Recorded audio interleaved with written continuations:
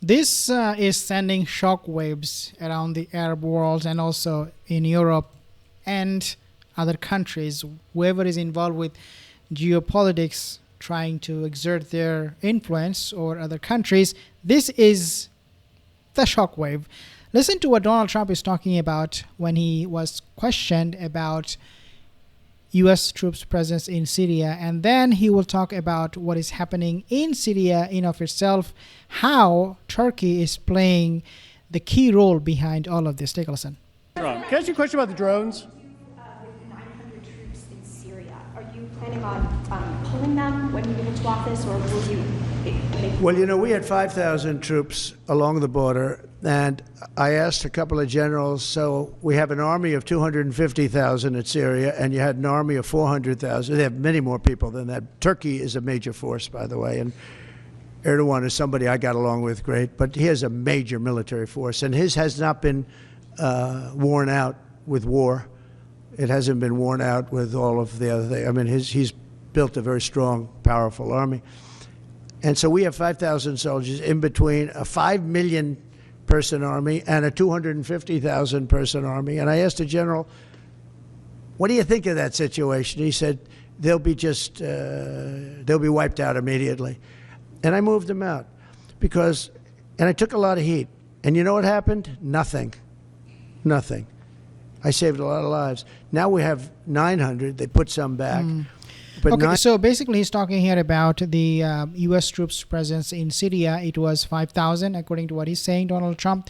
And he asked his military generals to remove them, all of them, bring them all back to the United States. Again, coming from Donald Trump himself, this is what he said. I did not want any troop in Syria, U.S. troops in Syria. The general said, we will get wiped out. Don't do this, don't do that. We have 5,000 troops in Syria. If we reduce the number, something big will happen. And then Donald Trump is saying that I reduced that from 5,000 to 900 troops in Syria. Nothing happened. So this is what he was talking about. 900, if you're talking about two. Now, one of the sides has been essentially wiped out, but nobody knows who the other side is. But I do. You know who it is? Turkey. Okay? Turkey's the one behind it. Okay, so before I play the rest of the video, basically he's making it very clear that whatever is happening in Syria is because of Turkey. They are the main player. And he praised Erdogan. I mean, I have never heard him praising Erdogan this way. He basically said thousands of years of desire and wish to take over Syria was materialized in just a matter of few days by Erdogan. That's what he's basically saying. And now, of course, he doesn't like Turkey to be in Syria and be the key player because of Israel, and also because U.S. still has troops there. And he's calling this takeover by the rebels, Syrian rebels, as an unfriendly takeover by Turkey. Not the rebels, but by Turkey, because for him, the rebels equal to Turkey. He's a very smart guy. They've wanted it for thousands of years, and he got it. And those people that went in are controlled by Turkey. And that's okay. It's another way to fight. But no, I don't think that I want to have our soldiers killed. But I don't think that will happen now anyway, because the one side's been decimated. So one side being decimated, basically he's referring to the rebel group, Bashar al-Assad, his regime, because as long as Bashar al-Assad was there, according to what I understand from Donald Trump, is that the U.S. troops, they were under, insecurity, in the sense that Iran could use its proxies to attack on U.S. bases in Syria, Hezbollah could come after them. But now that Assad, his regime, is being decimated, they don't fear those Shia militias to come and attack Syrian bases. So this is what he's saying, that they are right now safe. They are okay. It's not a big deal. Nevertheless, we know it is going to be a big deal, because sooner or later, as Erdogan said, I'm going to be training the Syrian forces if requested. Well, take out the part requested. He doesn't need a request. Turkish forces, they're already training the Syrian rebels. Any move they will make, it will be in direct consultation with Erdogan. If this guy, he wants to succeed, Jawlani or the rebel groups, whoever comes to power, they must consult with Turkey. If they say, Turkey, oh, we don't care about you, show them the middle finger like Assad did, guess what? Israel will take over Syria. They will be completely destroyed by Israel. And what we know today, Syria will be gone from the map. It will be all greater Israel. This is why perhaps, now I'm not supporting Turkey, I'm not supporter of Erdogan, but this is my observation. As I said, I will be brutally honest and unbiased in my reporting. Israel, they wanted this greater Israel ambition to be fulfilled. Bezalel Smotrich, the finance minister, Netanyahu, the Zionist settlers, including ITF, all of them have this goal aligned that they will expand territories. And this is why we're seeing that in Syria, capturing or seizing the buffer zone. The only country that really came out from the very beginning against this Israeli wish or dream or plan of a greater Israel was Turkey. They were the only country that talked about this. Now, of course, UAE criticizing Israel for seizing the buffer zone. Qatar is coming out, but nobody talked against Israel's plan of a greater Israel like Turkey did. When Turkey is going to be training this military, these rebels in Syria, the main purpose, therefore, for Turkey will be stop this expansion of Israeli territories into Syria. They might even push Israel back to its place and squeeze the territory if possible, take over some of the lands from the Israelis.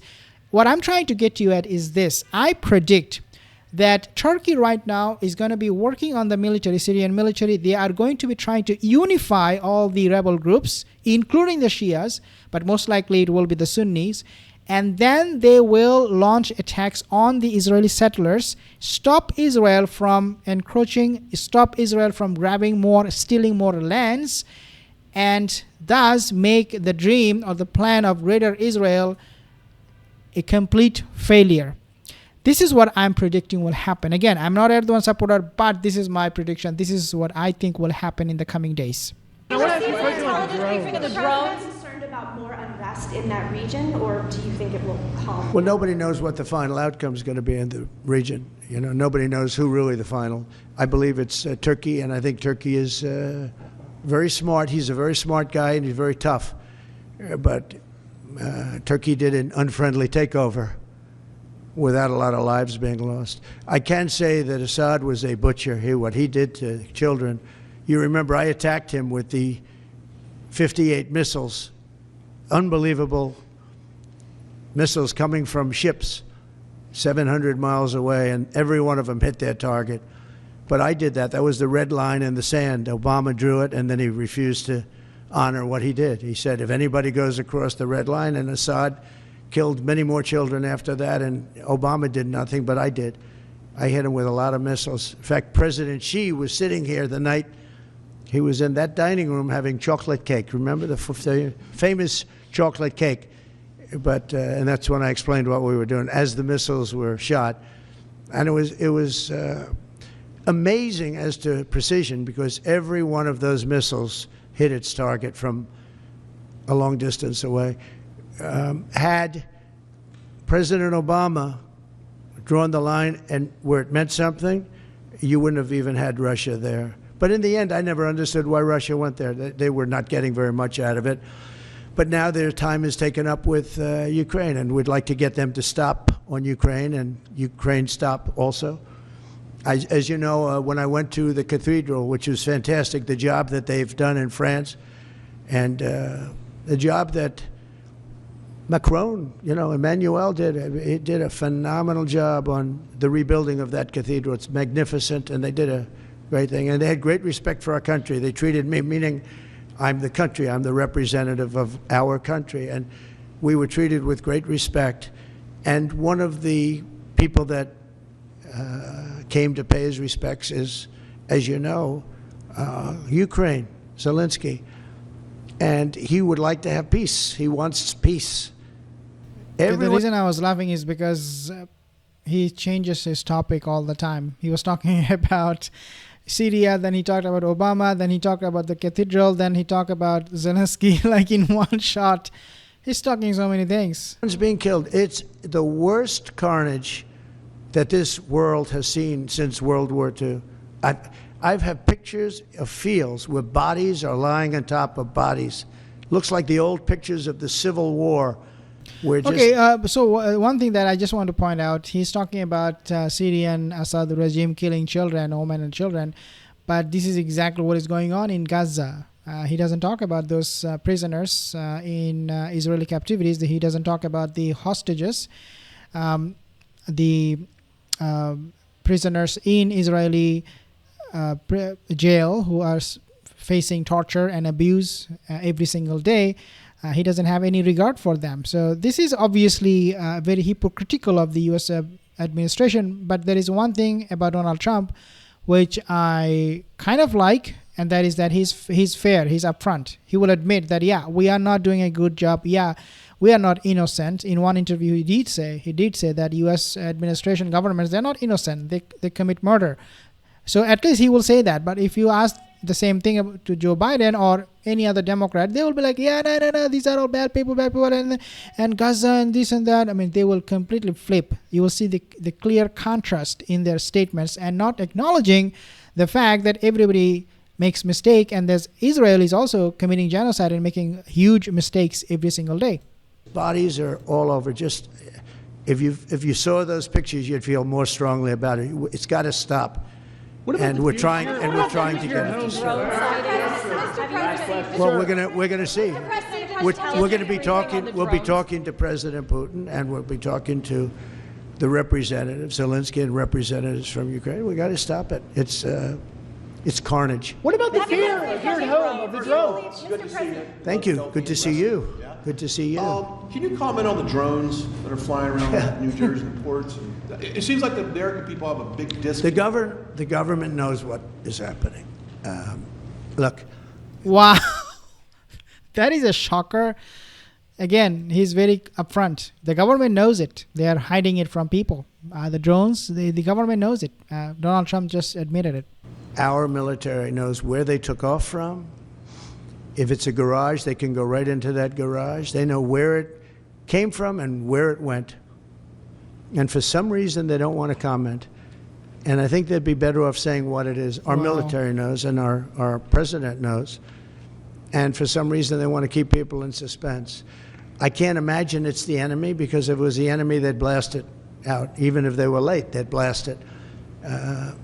Something strange is going on. For some reason, they don't want to tell the people, and they should, because the people are really, I mean, they happen to be over Bedminster. Want to know the truth? They're very close to Bedminster. I think maybe I won't spend the weekend in Bedminster. I've decided to cancel my trip.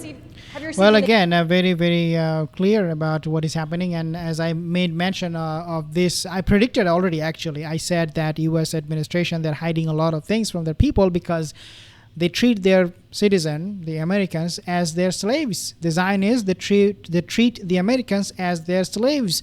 They go to work, they pay taxes, and the Zionists, they are employing them every single day and making a lot of money, billions of dollars and trillions of dollars from the American people. And so, yeah, I mean, the slaves don't deserve to know everything, do they? This is exactly what it comes down to. Thank you so much for your time.